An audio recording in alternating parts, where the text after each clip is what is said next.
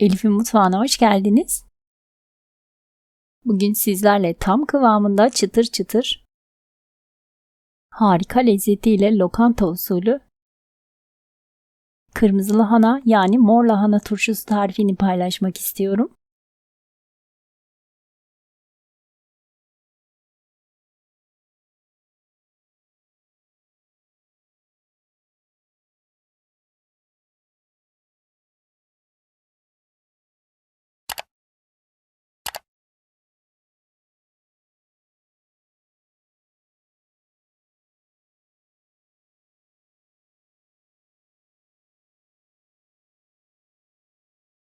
Toplam 2 kilo 2 adet mor lahanam var. Bir diğer adıyla kırmızı lahana diyelim. Dış yapraklarını koparalım.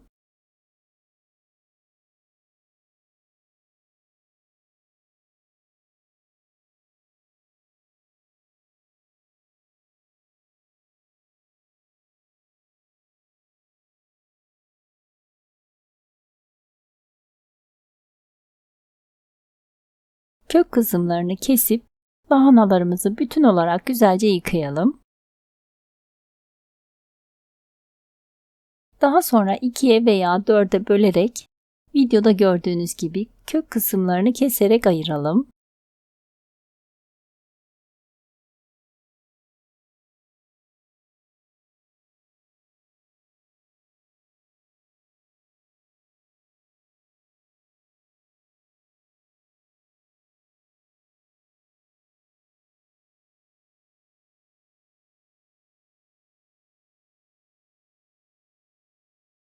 Daha sonra keskin bir bıçakla tahtanın üzerinde mümkün olduğu kadar ince olacak şekilde kıyalım.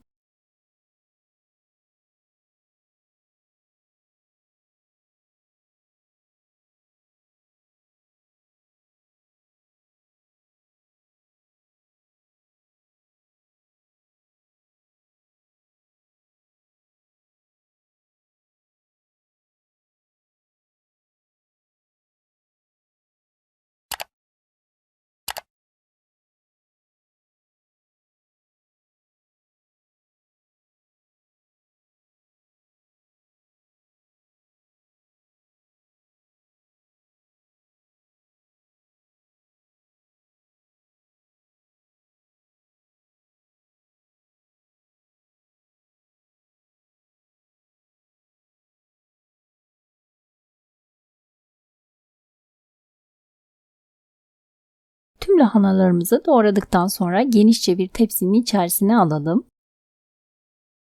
Daha sonra üzerine 30 gram yani 1 dolu yemek kaşığı kaya tuzu ekleyelim.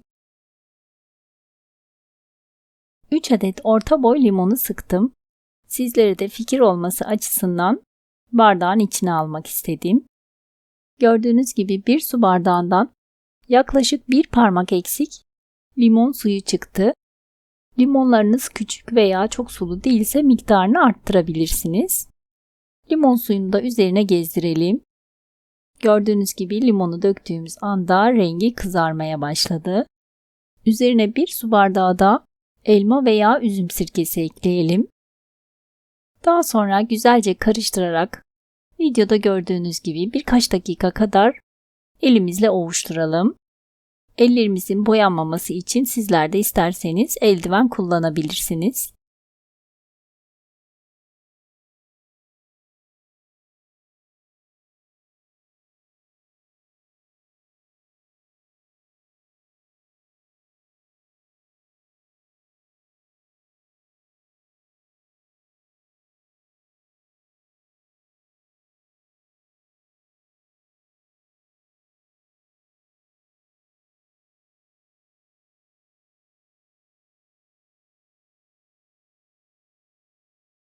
Lahanalarımız güzelce karıştı ve hafifçe yumuşadılar.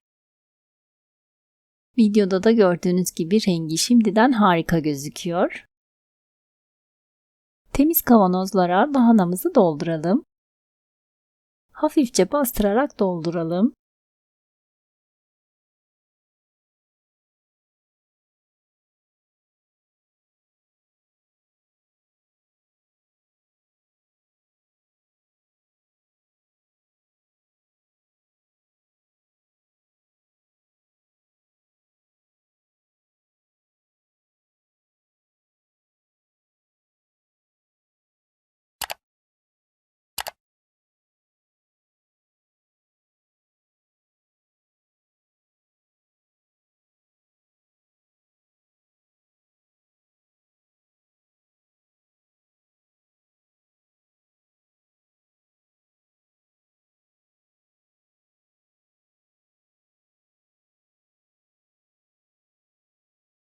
Tüm lahanayı kavanozlarımıza doldurduktan sonra tepside kalan lahananın suyunu kavanozlarımıza eşit şekilde dökelim.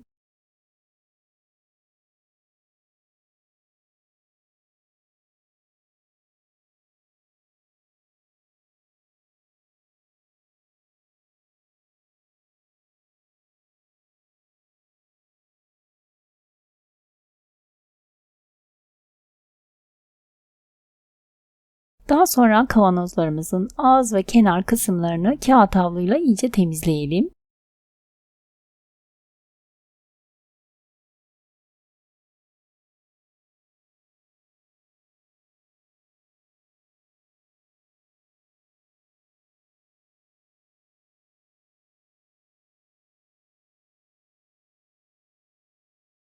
Daha sonra mümkünse hiç kullanılmamış yeni kapak kullanalım.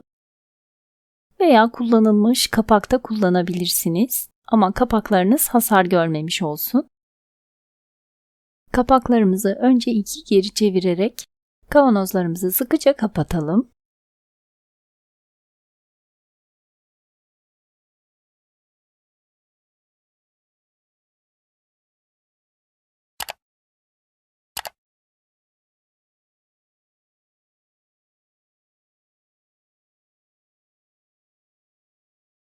Daha sonra kavanozu ters çevirelim. Videoda gördüğünüz kadar turşularımız 3 tane yaklaşık yarım litrelik kavanoz ve 1 tane de 1 litrelik kavanoz çıktı. Kavanozlarımızı bu şekilde en az 3-4 saat kadar bekletelim. Veya bir günde bekletebilirsiniz bu şekilde.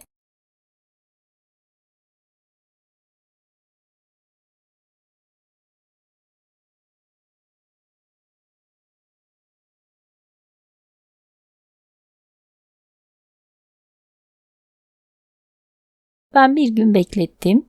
Ertesi günü kavanozları düz bir şekle getirelim. Daha sonra turşularımızı buzdolabına kaldıralım.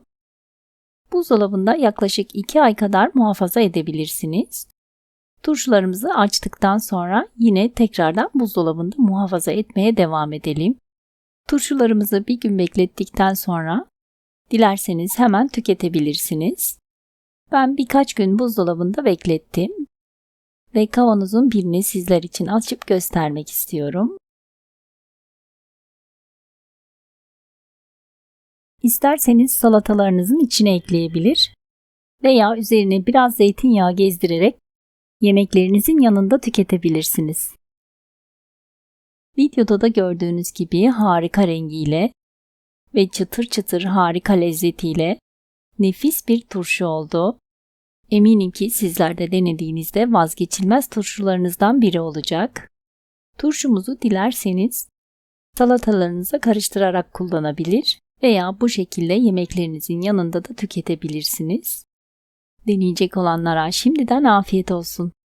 Videomu buraya kadar izleyip beğendiyseniz beğeni ve yorumlarınızla ve videomun daha çok kişiye ulaşabilmesi için sosyal medya hesaplarınızdan paylaşarak bana destek olursanız çok mutlu olurum.